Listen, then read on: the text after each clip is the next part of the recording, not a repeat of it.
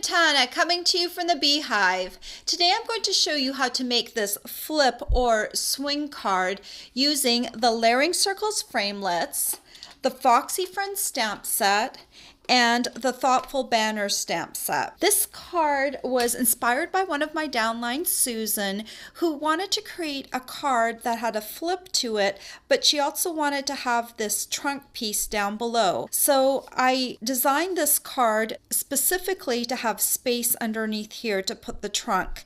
And so the card on the front says, "Have a wild birthday." And when you flip it open, the fox is having a wild birthday. And I think it's really cute because on the outside it looks kind of plain and unassuming, and then when you flip it open there's a party going on, and it's very hard to tell that there's so much going on just from the outside of the card. So I think it's pretty cool. So let me show you how to make this card. To start off with, you're going to need a piece of thick Whisper White cardstock, and I've cut this piece to 6 1/4 inches by 5 1/2 inches. And we're going to use our Simply Scored scoring tool a little differently this time. I'm going to use a ruler and a pencil, and instead of score lines, we're going to draw pencil lines. So at the 2 1/2 inch mark, I'm going to draw my first pencil line. So I've got my ruler, I'm going to place it right up at the top.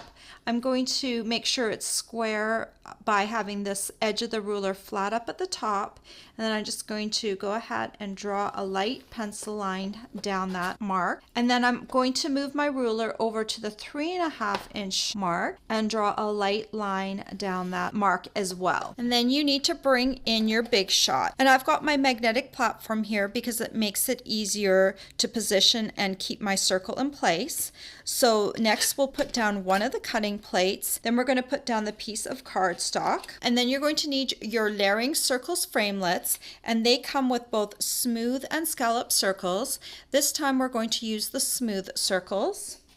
And I'm going to need the second largest circle, which is this one right here. And I'm going to place this circle on what was the 2 1/2 inch line.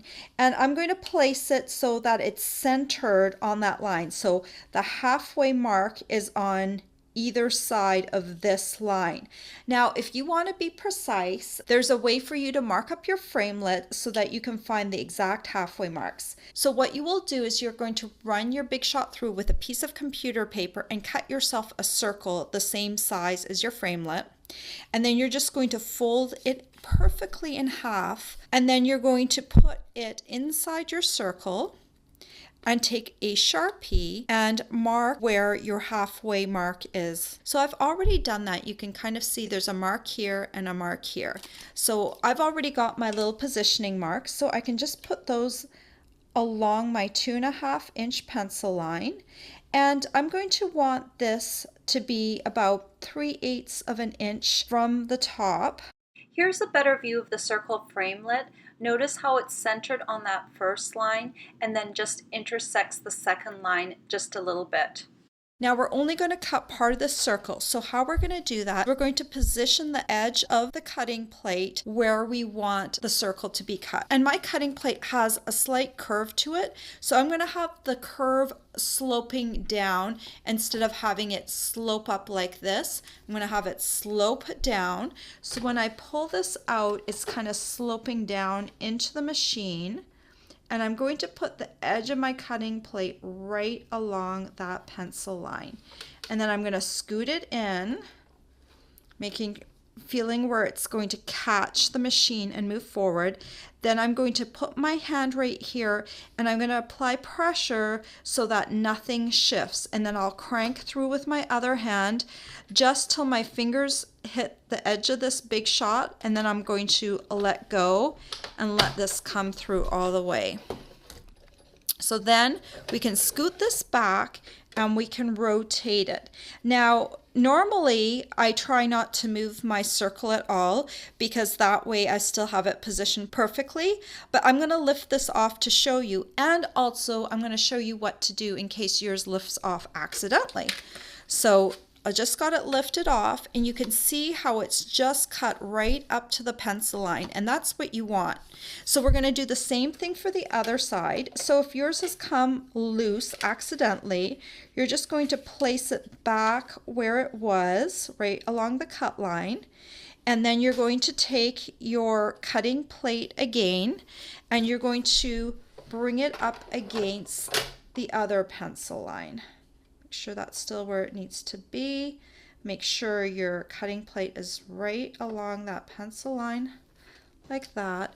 And then you're going to roll this through. And remember to have your hand holding this down so nothing shifts until it's caught all of your things, and then you can move your hand away and bring it through. So here is what you have once you remove the circle. You've got this side with the big piece cut and this side with the little piece cut. Now is a good time to erase those pencil lines. Then you're going to bring back your Simply Scored scoring board, and I'm going to position the cardstock as before. I'm going to score at the same lines where the pencil lines were drawn. The only thing I'm going to omit is where this circle is. So I'm going to come down on the 2.5 inch mark and score just until I hit that circle. And then I'm going to find the spot on the other side and continue my score line down.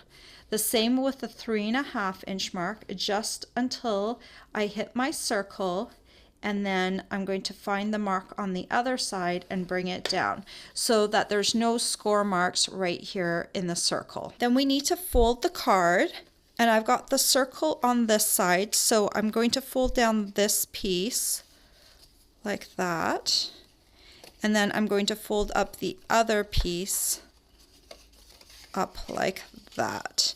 And if you want to, just use your bone folder to smooth down those folds so they're flat. So to stamp this card, I want to be able to mask off this circle. So what I did was I took a Post-it note, these are a large Post-it note, and I took the same circle as I used to cut my card with. I used it to cut a hole out of a piece of Post-it note. If you don't have a Post-it note this size, just go ahead and take a scrap piece of computer paper and do the same thing. What you need is you need the negative and you need the positive both to create this card. So to make it easier to stamp, I'm going to flatten my card out again. And down here is where I'm going to want to stamp my trunk, but I want my trunk not to go all the way into the circle, and I want part of it to be pushed back a little bit so it looks like the fox is actually sitting on the trunk. So to do that, I'm just going to take my circle and I'm going to use it to cover up the circle. And then I'm going to take my soft suede ink pad and open it up. And I'm going to take the little trunk piece and give it a little inking. And then I'm going to stamp it partially on the Post-it note and partially on the bottom here, like this. So you can see that part of the trunk is now gone, and that's going to make the fox look like it's sitting down on there. Then while we have the soft suede ink pad out, I'm also going to stamp my greeting. And I have put together Have a Wild Birthday from the Thoughtful Banner stamp set. And I'm just going to stamp this kind of parallel to the bottom right next to the trunk, like that. And this is the inside of the card right here. And the fox on the inside of the card is blue. So I'm going to stamp it in Bermuda Bay. And I'm going to need to mask off this area, the outside area, just in case I get any ink outside. And because I want only to stamp my fox pieces on the circle. So I've got my fox, and I'm going to go ahead and ink him up in Bermuda Bay. Kind of an unusual color for a fox, but he's having a wild birthday, remember, so we want him to be a little wild. So I'm going to stamp him as close to the bottom as I can get, and then with the tail kind of making sure the tail is actually still on the circle, like that. And then I'm going to use the two little paws or feet or legs. I'm just going to come in again with just the Bermuda Bay and stamp them right underneath the little white spot on his chest like that. Then we need to stamp the fox on the front of the card. So let's go ahead and close up the card. And this is where my fox needs to be sitting right here. So to figure out which way I need to stamp this fox, I'm going to take my thumb and slide it underneath. So I know that's going to be where the bottom of my fox needs to be. And then I'm going to flip this open. That's where it needs to be, like that. So we need to stamp down here, right here on the bottom to get the fox. So again, I'm going to mask this off. And I've already cleaned off my stamps from before because we're using a new color. And this time we're going to use Calypso Coral. And then let's go ahead and ink up my fox again. And we are going to stamp him again, just this way you did the other fox, down at the bottom, like that. Now I should mention, you might make a mistake in stamping, which is really easy to do when you're stamping all the pieces onto one piece of cardstock and you're going to be, oh man, I need to cut that whole thing again. Don't worry, don't cut it again. Just go ahead and cut yourself an extra circle in the same size, and then you can just glue it right over where it needs to go so you can cover up any mistakes that you make that way. So then we're just going to stamp the little paws. So far so good. I haven't made any stamping mistakes yet, but you never know. And there's my little paws. And then I need to stamp the eyes. So I'm going to take my Memento Tuxedo black ink pad, open it up, and there's 3 eye nose combination in this stamp set. And I'm going to use the one that has the furthest spread apart from the eyes to the nose. Okay, so the widest set eyes and nose. And I'm going to come down, and I want that nose to be right at that pointed part that comes down. And I like it when the eyes are a little bit into the white. So let me show you that, like that.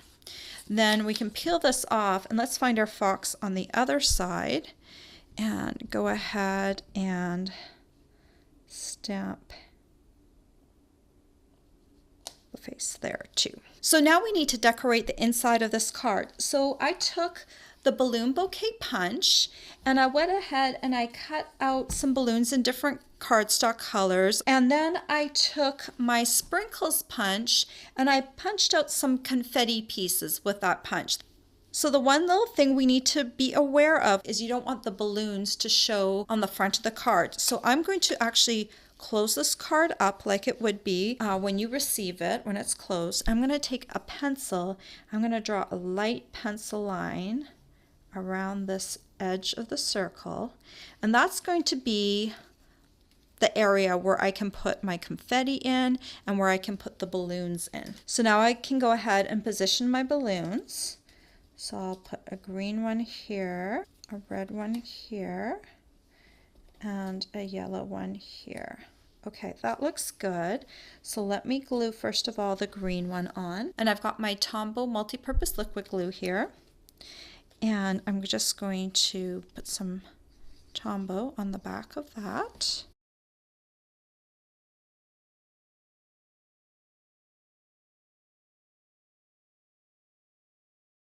Now I want some strings on these balloons, and the first time I did this I kind of just drew them on randomly. Well, I really didn't like how I did it, so I encourage you to use a pencil and a ruler to draw your lines first, or if you want to even freehand them, just go ahead and draw them in pencil first, and that way you can make sure you like it. So I'm going to draw a line from the bottom of my yellow balloon down to the top of the head of my fox, maybe just a little bit above, and then I'm going to draw a line from my real red balloon, and I'm going to cross it near the bottom like that.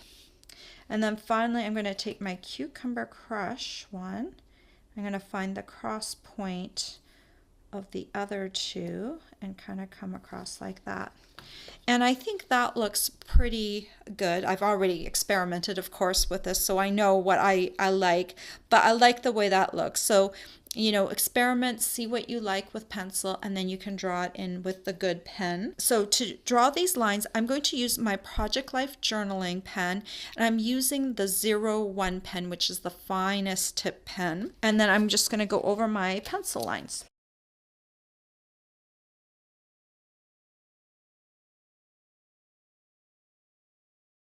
And then I'm also going to do 2 little loops right where the cross is, and it kind of makes that look like a little bow. So you can see that right there. And that's how I did my little pencil lines. Then finally, all you need to do is glue on this confetti.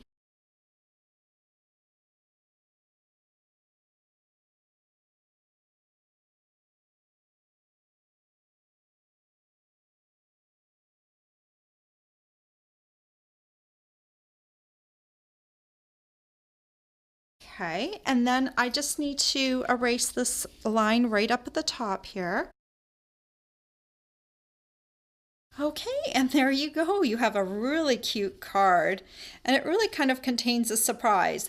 Have a wild birthday, and then you have all this fun stuff going on in the card. All the supplies you'll need to make this fun Foxy Friends swing or flip card are available for purchase on my blog. I hope you've enjoyed this tutorial. Bye for now.